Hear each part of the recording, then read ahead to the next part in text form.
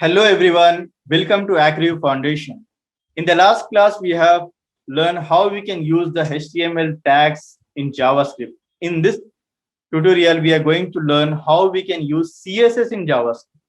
So you can see here we have two divisions and I want to implement the CSS in this division tag. So for that purpose, I can take external CSS or internal CSS. I'll use the internal CSS for this video.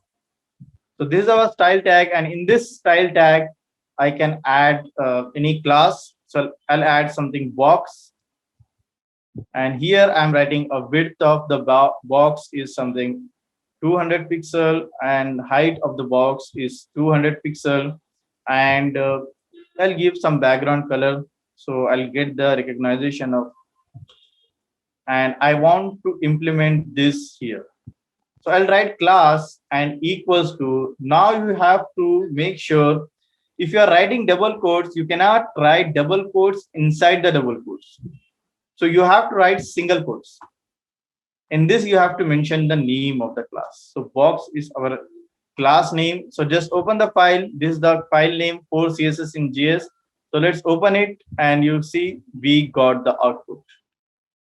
So you can use different for example, let's write one more example.